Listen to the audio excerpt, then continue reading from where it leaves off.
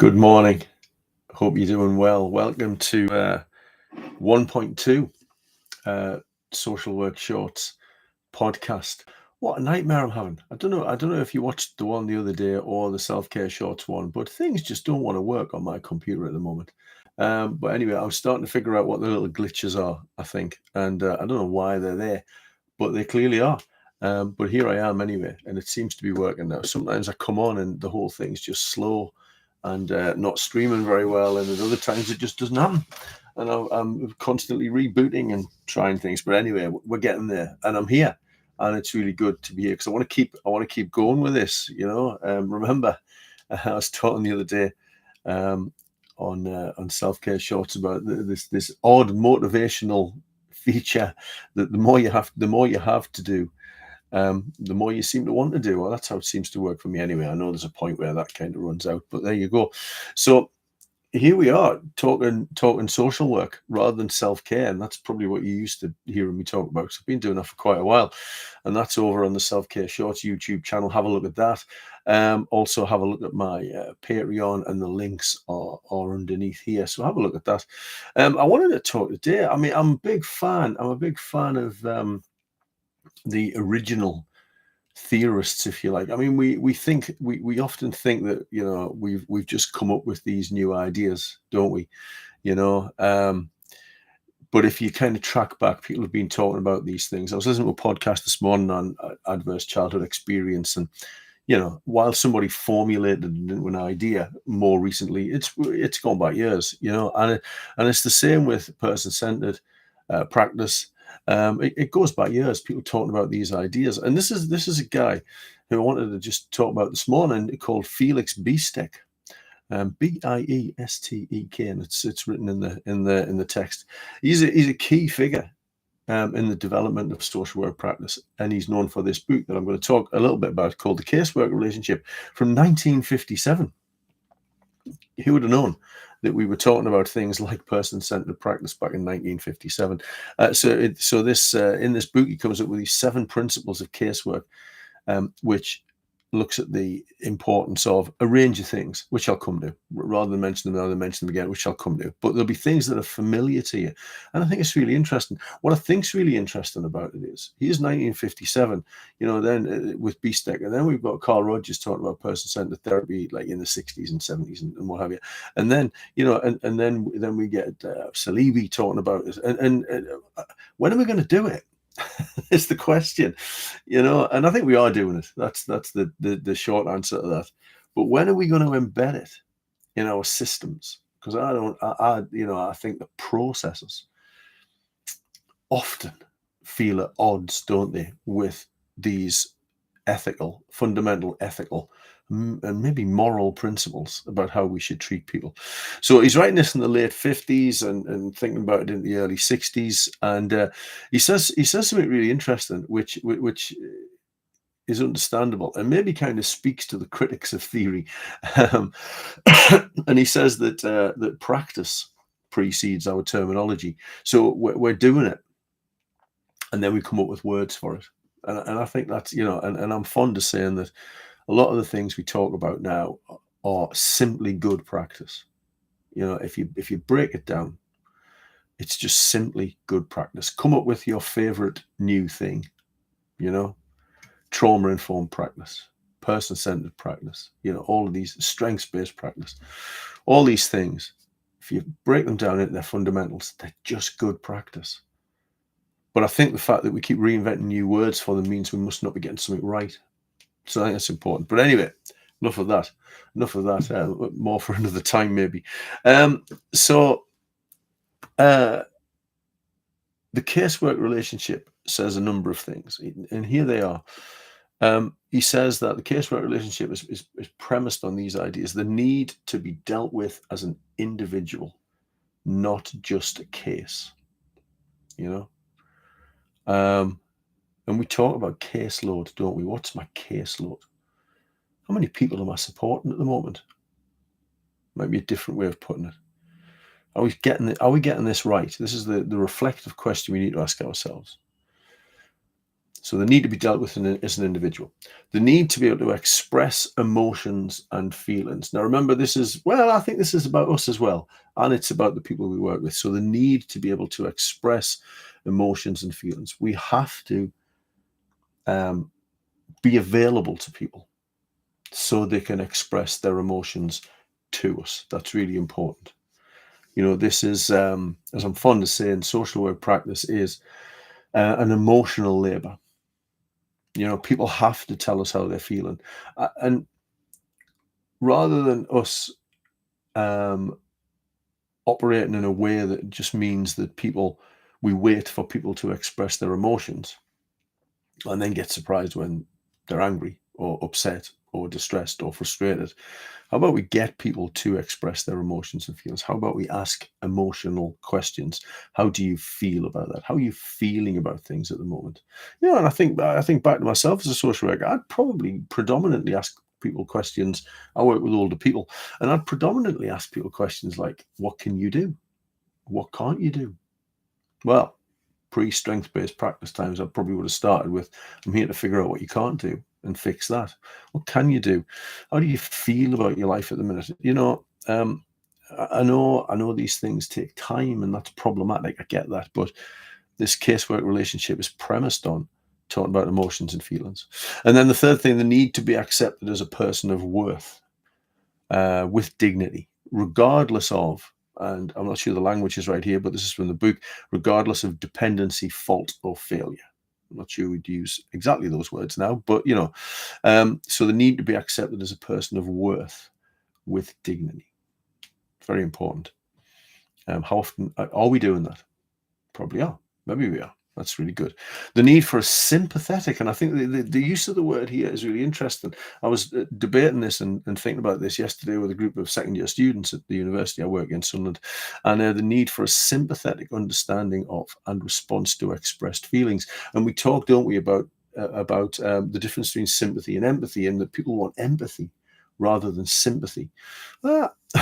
Excuse me. And I don't know about that. I think there's a lot of worth sometimes in offering sympathy to someone. Your circumstances must be really difficult at the moment. I suppose that's an empathetic response as well. But sometimes I think empathy can become, well, Rogers talks about this, doesn't he? Empathy can sometimes become kind of transactional, I suppose, in the way it is. I love this phrase of Carl Rogers. Carl Rogers says, you can't do empathy, you have to be empathy. And I think that's the difference. I think sometimes empathy becomes transactional. We say something because that's what you would say when you were being empathetic, whereas Rogers would say we have to be empathy. And I think sympathy is a part of that, being sympathetic towards someone's plight, their position, if you like. And that comes from responding to their feelings, which was number 2. The need, and he says the next thing, the need to be neither judged nor condemned for the difficulty you find yourself in. Now then, we live, don't we? And Keir Starmer hasn't overturned this just yet. We live in a world dominated by the political ideology of neoliberalism, where people are judged, not necessarily by us, but people are judged and condemned for the difficulties they find themselves in. It's your fault. If you haven't got a job, if you can't feed your children, if you can't do it, must be your fault. You are failing in some way. Your substance misuse problem, your mental health problem. It's a failure on your part. Now I'm not saying at all that people don't have to in some way take action and help themselves, but sometimes I suppose people can't find that strength and power within themselves to do that. So if that's the case, we shouldn't judge them or condemn them for the place they find themselves in. The need to make your own choices and decisions concerning your life. Autonomy is everything. Sense of control is everything. Happiness is premised on a number of things, but one of them being primarily control. How in control of my life do I feel? So the need to make your own choices and decisions concerning your life, and the need to keep confidential information about yourself as secret as possible. So this relationship we have with people should be premised on the idea that it's confidential as far as it can be, with the usual kind of caveats that you kind of know. Do you know what I mean? So the worker it has to be sensitive to and understand and appropriately respond to these needs. Now, when I say that, that sounds like counselling to me. And I think that's the bit that we're often missing in social work. We're not counsellors as social workers, but we can use counselling skills, be sensitive and understanding, present, available, so we can respond to the needs of the individual. And then awareness. The client there is somehow, and this is Rogers, the client is somehow aware of the worker's sensitivity, their understanding and response. That's, I mean, this is round about the time of Roger's writing as well. So we're talking about the same things. And I was talking to students yesterday about the chronological landscape, and we've got lots of stuff, haven't we, coming out of the late 50s and 60s that are saying the same things. So we have to show this sensitivity, this understanding, this response. The client has to be somehow aware of that. How do we know they're aware of it? One of the things that students will often write in their assignments is, I showed empathy. And I want to know how, but I also want to know how you knew that the person knew that what you were showing was empathy. That's the response they were getting, and that's about the client being aware of and sensitive to the response that they get from you. So we've got these principles of individualization, purposeful expression of feelings, controlled emotional involvement, acceptance, non-judgmental attitude, self-determination of the client, and this confidentiality kind of aspect to it. What does this look like in practice? Well, individualization is about avoiding assumptions about the client, showing you have a genuine interest in them based on their particular life experiences, their particular values, that you're not taking this, our favorite phrase, this one-size-all approach. And then how do we get them to purposely express their feelings? Well, by being an active listener, creating this, again, it's Rogers, creating this non-judgmental space, unconditional positive regard, empathy, congruence, where the person feels comfortable to share their emotions, and we have to somehow validate their feelings. I suppose that's not about accepting kind of what they're saying. I suppose there's something here about professional challenge, isn't it? About challenging people in appropriate ways, but it's about validating their feelings. And then controlled emotional involvement, showing warmth, showing empathy, creating warmth and empathy, at the same time as being kind of objective. That's how we kind of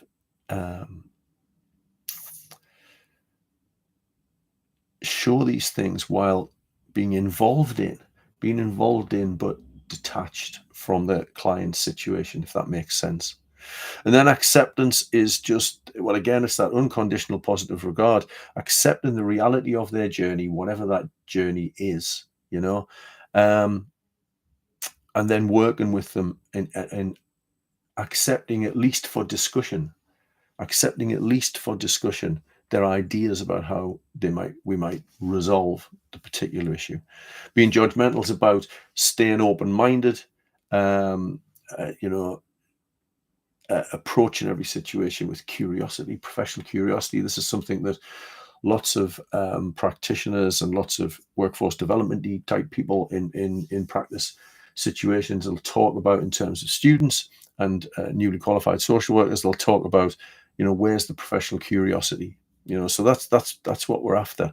We're after that professional curiosity, in terms of being non-judgmental about it, but just being interested in why people think that way. Empowering clients, it's a strong word in social work practice, isn't it? Giving them choices, facilitating the decision-making process, offering them options rather than an option. And is it yes or no? Offering them options. And then that kind of that confidentiality aspect, clearly explaining that. Sure you do. And it's worth thinking what gets in the way of creating these conditions. And it's the usual stuff. And this is why we've got a problem, I'd argue, at the moment. And maybe have had for some time. what gets in the way of creating these conditions? Well, time constraints. You can't do that stuff if you've not got a lot of time, because you start to treat people as a homogenous group rather than as individuals. You start to make assumptions. So time constraints are really important. So it's worth trying to think of some solutions. This is maybe a management kind of thing or whatever.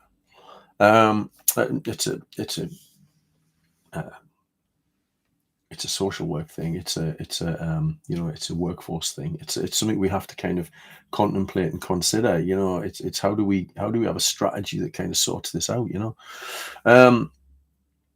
High caseloads and burnout are kind of part of that other kind of when you kind of run out of the emotional energy, I suppose. Part of this is about your own self-care, which I talk about a lot, but part of it also is, look, when you've been working hard, your caseload's high, you run out of that empathy, don't you? So that's problematic. And we have organizational pressures. The priority becomes getting the paperwork done rather than sitting with the individual, and as I've said, a lot of this stuff that we've talked about is premised in Carl Rogers' ideas. I mean, Biestek's ideas as well, but it's premised in those ideas of the time. It's premised in that. And as you know, with Carl Rogers and his methodology, I suppose, around person-centered care, it takes time. You have to let the person emerge into the relationship and emerge with their ideas. So that's a problem, and that fits into the kind of lack of resources that are out there, and the biggest resource problem being one of time. You've also got the maybe resistance from clients and distrust of clients. Maybe they don't want a relationship with you. So we need to think about how we harbor rapport with that, and I'll talk about that in future episodes. And I suppose then there's the ethical dilemmas of stuff. There's kind of how much, I don't know, in a safeguarding situation or a highly risky situation, or where there's a cognitive problem and maybe a capacity problem.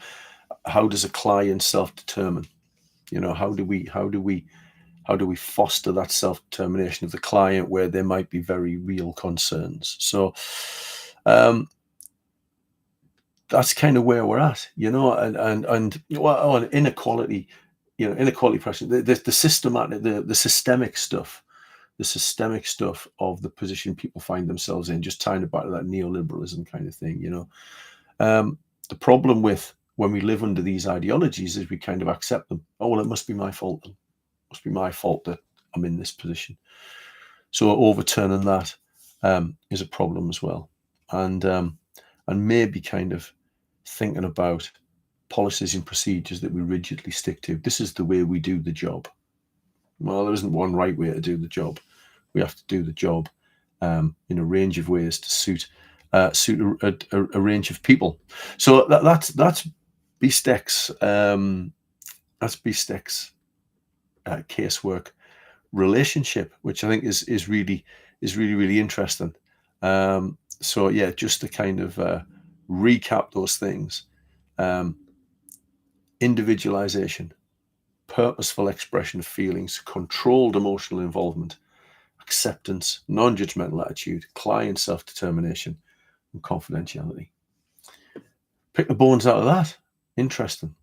Difficult times in the workplace, lots of people to support, lots of people to work with, and I'm a big fan of trying to figure out things 1% at a time. What's a little bit of that you can take forward into your practice that might help your work with people? So that's all from Social Work Shorts for today. Take care, and we'll speak soon.